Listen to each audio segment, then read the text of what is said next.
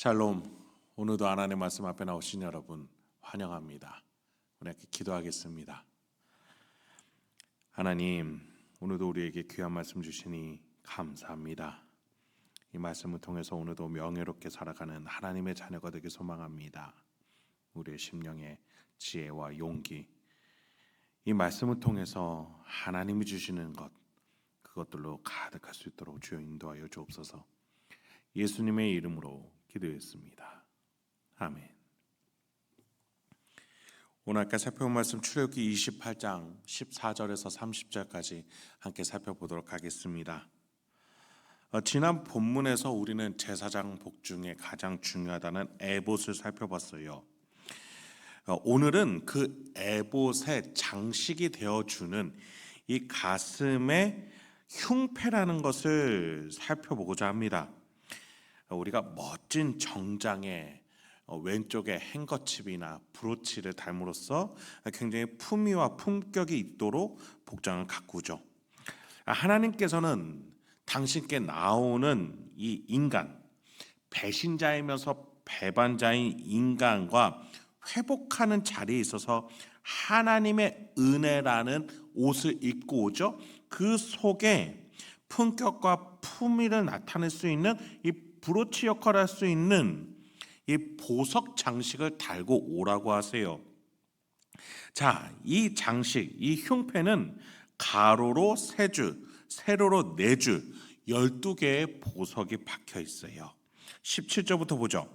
그것에 4줄로 보석을 물리되 첫 줄은 홍보석, 황욱, 녹주옥이요, 둘째 줄은 석류석, 남보석, 홍만호요, 셋째 줄은 호박, 백만호, 자수정이요, 넷째 줄은 녹보석, 호만호, 벽옥으로 다 금태에 물리지니. 정말 평생에 들어보지도 못한 보석의 종류들이 나열이 되어 있어요. 굉장히 갖가지 보석들로 화려하게 장식이 되어 있죠. 그리고 그 보석들 테두리는 금으로 또 둘러싸여 있게 하셨습니다. 이렇게 화려하게 제사장 복장 중에서 가장 정중앙 가슴팍에 이렇게 장식하게 하신 이유는 뭘까요? 21절 보죠. 이 보석들은 이스라엘 아들들의 이름대로 12이라 보석마다 12지파에 한 이름씩 도장을 새기는 법으로 새기고, 그 단단한 보석에 도장을 새기듯이 파서 이스라엘의 이름을 하나하나, 지파의 이름을 하나하나 새기게 하셨어요.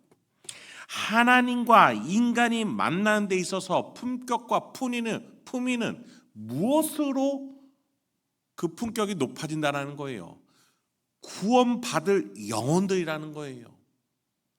여러분, 이 땅에서 잃어버린 영혼이 한 명이 찾아졌을 때 저 천국에서는 잔치가 울려 퍼지고 나팔이 울려 퍼진다라고 우리는 알고 있습니다.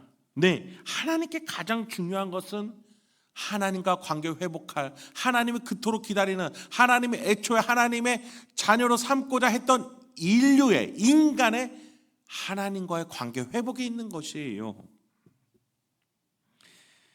여러분, 하나님의 부르심에는 후회가 없어요. 하나님은 부른 모든 자들과 회복을 하실 거예요. 그리고 그 길을 시작하셨고 그 길을 주도적으로 수행하실 예수를 이 땅에 보내셨고, 그것을 깨닫게 해줄 예수 이후의 시대 사람들이 깨달을 수 있도록 성령 하나님을 우리 심령 가운데 보내주셨어요.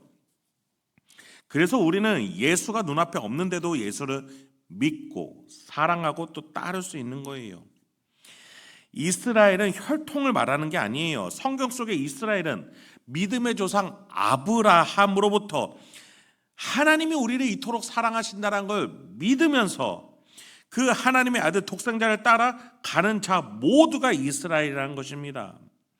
이 흉패의 이 장식의 보석과 이름은 그러한 예수의 구원의 사역을 의미하는 거예요. 믿음을 가지고 예수를 따라서 우리를 사랑하시는 하나님께로 나아가는 모든 자들, 하나님의 부르심에 후회가 없다고 믿으며 하나님께로 나아가는 모든 자들을 의미하는 것이죠. 하나님은 그 이름들을 예수의 가슴팍에 새겨서 예수의 그 피가 나고 살점이 찢겨지면서까지도 그 이름을 그 예수에게 새기시면서 그 예수가 그 이름을 품고 나올 수 있도록 하나님은 그렇게 구속사를 준비하셨고 예수는 그 고통의 길을 걸으셨던 겁니다. 그럼으로써 하나님과 인류가 만날 때 은혜라는, 구원이라는 놀라운 품위와 품격, 이 세상에서 그 어떠한 만남의 장소보다도 가장 고귀한 장소가 될 수 있기 때문이죠. 자, 22절부터는 이 흉패가 제사장 의복인 에봇의 그 조끼, 에봇 조끼에 어떻게 붙어 있는지에 대해서 설명합니다. 22절에 보니 순금으로 따은 사슬, 또 23절에 금고리에 달고, 자, 금사슬과 금고리를 가지고 에봇 조끼에 이 흉패가 딱 붙어 있게끔 디자인하세요. 제가 아까 말씀드린 브로치처럼 말이죠.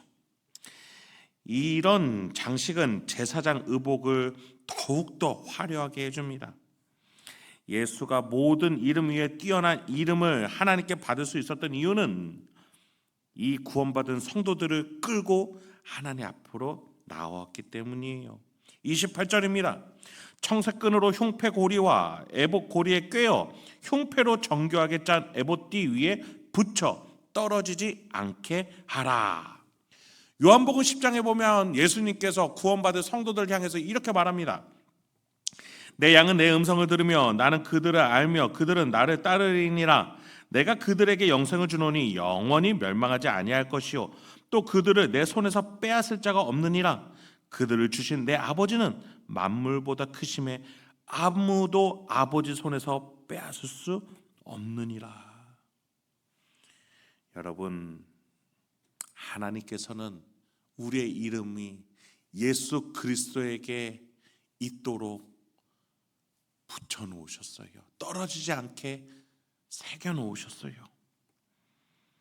그 길을 예수는 순종으로 걸어가셨던 것이고 지금도 예수의 영 성령 하나님이 우리 마음속에 임하셔서 우리와 결코 떨어질 수 없는 성령 하나님께서 우리를 그 길로 하나하나 인도하고 계세요. 그것은 보이는 길이 아니에요. 그것은 물리적으로 발로 걷는 길이 아니에요.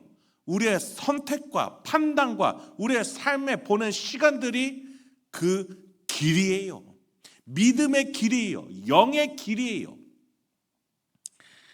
그 길을 예수의 영 성령 하나님이 우리로 하여금 걷게 하고 계시는 겁니다. 때때로 우리는 신앙생활을 하다 보면은 예수님이 없는 것처럼, 성령님이 내 안에 안 계신 것처럼, 나 홀로 살아가는 것처럼 느낄 때가 있어요. 여러분 29절 30절을 보십시오. 아론이 성소에 들어갈 때에는 이스라엘 아들들의 이름을 기록한 이 판결 흉패를 가슴에 붙여 여호와 앞에 영원한 기념을 삼을 것이니라. 너는 우림과 둠빔을 판결 흉패 안에 넣어 아론이 여호와 앞에 들어갈 때에 그의 가슴에 붙이게 하라. 아론은 여호와 앞에서 이스라엘 자손의 흉패를 항상 그의 가슴에 붙일지니라. 이 구절을 보면은 영원한, 가슴에 붙여, 이렇게 확고하고 든든한 일관성 있는 단어들이 있는가 반면에 판결이라는 단어가 있어요. 우림과 둠빔이라고 하는 신비한 것들로 판결하게끔 또 장치 하나를 이 흉패 안에 넣어두게 하세요. 네, 우리의 구원의 길은 확정이에요. 아버지 손에서 우리를 빼앗아갈 자가 없습니다. 우리는 이 길을 이제 영원히 걷는 거예요. 예수 그리스도와 성령님과 함께 하나님 아버지께로 죽을 때까지 가는 거예요. 그런데 살아가다 보면 힘든 일이 있다라는 것을 하나님도 아신다고요. 고민이 되고 또 염려가 되며 주저할 때가 있어요. 그때 어떻게 하라는 거예요? 하나님께로 믿음을 가지고 나아오라. 하나님이 판결해 주실 거야. 하나님이 길을 내보내 주실 거야. 여러분, 우림과 둠빔이라는 두 돌을 가지고 제사장은 그 성소에서 하나님의 뜻을 제비를 뽑아서 이스라엘 백성들에게 알려줍니다. 하나님의 뜻이 무엇인지 말이죠. 성경에서는 이런 제비뽑기가 많이 등장해요. 인간이 인위적으로 결정하지 않고 하나님의 뜻을 구하는 데 쓰이는 것이죠. 우림과 둠빔은 사실 성경에서 많은 설명이 없기 때문에 더 설명을 하는 것은 무리가 있습니다. 여러분, 우리는 이제 제비뽑기를 하지 않아도 돼요. 성령 하나님이 우리 마음 가운데 계시잖아요. 하나님의 깊은 것까지도 통달하시는 그 성령 하나님께서 우리와 함께 계시고 우리와 떨어질 수 없는 심령 가운데 계시니 우리가 주저하고 머뭇거려지고 갈팡질팡할 때는 잠시 하나님의 뜻을 구할 수 있는, 마치 영원한 흉패 가운데에 인간의 주저함을 위해서 하나님이 마련해 두신 그 제비뽑기가 있었던 것처럼 영원한 하나님의 구원이 길을 걷고 있는 우리의 신자의 삶 속에서도 있는 어려움들을 성령 하나님이 가르쳐 주실 때까지 기다릴 줄 아는 우리가 되어야 하겠습니다. 이 본문은 그것을 가르쳐 주는 것이죠. 말씀을 마치겠습니다. 우리 하나님께서는 이렇게 섬세하게 우리의 인생길을 마련하시고 예비하시고 또 인도하고 계십니다. 오늘도 그 하나님의 사랑, 그것을 믿으며 우리 성령 하나님과 함께 예수를 깨달아가며 하나님을 향해서 나아갈 수 있는 저와 여러분에게 소망합니다. 함께 기도하겠습니다. 하나님, 오늘도 우리에게 귀한 말씀 주시니 감사합니다. 이 말씀을 통해서 하나님 아버지 앞에 더욱더 나가기 소망합니다. 오늘 우리 삶 속에 있는 각가지 상황 속에서 하나님의 뜻대로 판단하고 결정하고 명예롭게 하나님 자녀답게 살아갈 수 있도록 주여 인도하여 주시옵소서. 예수님의 이름으로 기도했습니다. 아멘.